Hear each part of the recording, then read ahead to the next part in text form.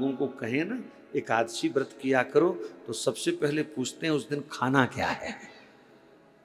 पहला प्रश्न होता है कि उस दिन अगर पराठे नहीं खाने, चावल नहीं खाना, तो खाना क्या है।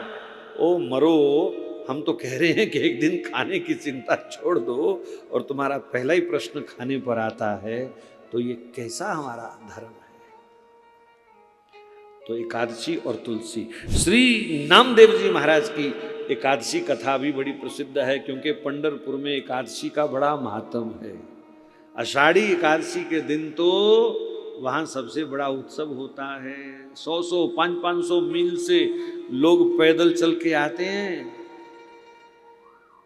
भक्तमाल में तो ऐसे भक्तों की कथा है जो रेंगते हुए, दंडौत करते हुए नहीं, ऐसे गोल गोल रेंगते हुए पंढरपुर में आषाढ़ी एकादशी वाले दिन पहुंचते हैं। आज भी वहाँ ये उत्सव बड़ा भव्य होता है।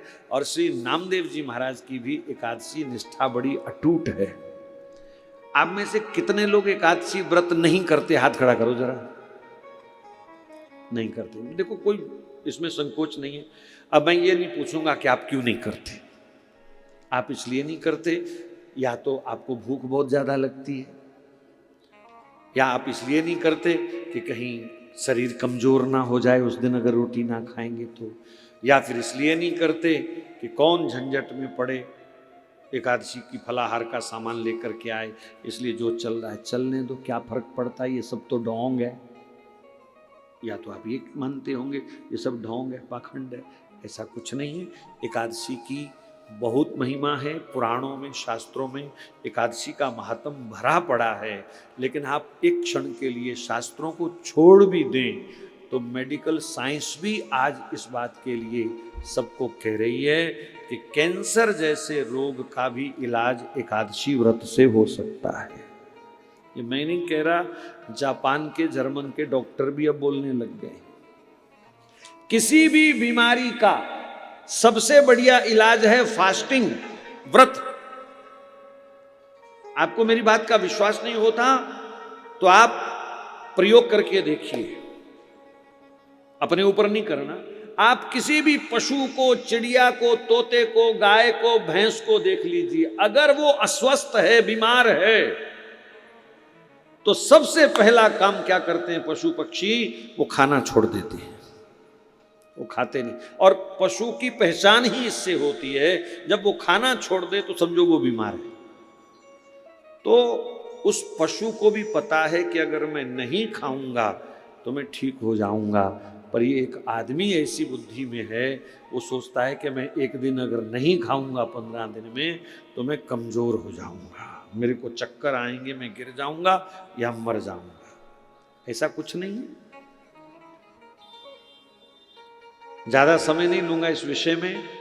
मैं एक बात लगभग हर मंच पे बोलता हूँ, यहाँ भी बोल दूँ, भले किसी को बुरा लगे, और बुरा भी लगे तो उसमें आप ही का हित है। मैंने कोई आलू नहीं बेचने यहाँ एकादशी वाले दिन जो मैं प्रचार कर रहा हूँ। कोई मैंने कुट्टू की टिक्की बना के नहीं बेचनी है, यहाँ पकौड़े बना के नहीं बेचने आपके मंदिर के बाहर बैठ करके जो मैं एकादशी का प्रचार कर रहा हूँ। कोई मैंने आलू के चिप्स की फैक्ट्री नहीं लगाई जो मैं यहाँ सप्लाई करना शुरू करूँगा कि लोग एकादशी रखें और मेरा माल बिके। आपके फायदे के लिए व्रत तो रखने पड़ेंगे, क्योंकि नियम ये है एकादशी को अन्न खाने से रोग होता है। हो सकता है 40-45 की आयु तक ना पता चले, लेकिन उसके बाद जैसे ही ग्रह नक्षत्र थोड़ा ढीला पड़ेंगे, जैसे ही शरीर के फेफड़े, लीवर थोड़ा सा कमजोर होगा, तब एकादशी का अन्न खाया हुआ गुल खिलाएगा, रोग आएगा और फिर आपको व्रत रखने पड़ेंगे, हॉस्पिटल जा करके आईसीयू में। क्यों जी? तब आईसीयू में, थिएटर में व्रत रखना पड़ेगा। डॉक्टर कहेगा ड्रिप चल रही है, पानी की बूंद नहीं पिलानी, निर्जल निराहार व्रत है इसका आज। क्यों जी? तो कौन सा व्रत बढ़िया है, आईसीयू वाला कि एकादशी वाला? एकादशी वाला। तो फिर अब आने वाली एकादशी से शुरू हो सकता है ना जी, ना भी सलाह करेंगे घर जाके, है ना। चलो बाकी आपकी मर्जी, अपना काम है आपको सही बात बताना, शास्त्र सम्मत बात बताना, मानना ना मानना आपकी मर्जी है। पर एक बात फिर बोल दूं, व्रत तो रखना ही पड़ेगा, चाहे एकादशी वाला रखो और चाहे आईसीयू वाला रखो, रखना पड़ेगा। अब दोनों में से जौन सा व्रत आपको अच्छा लगता है आप उसको जरूर कीजिए।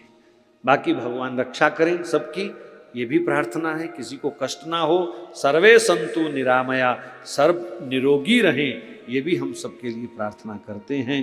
पर शास्त्र की आज्ञा का अगर हम पालन करें तो उसमें हमारा हित ही है।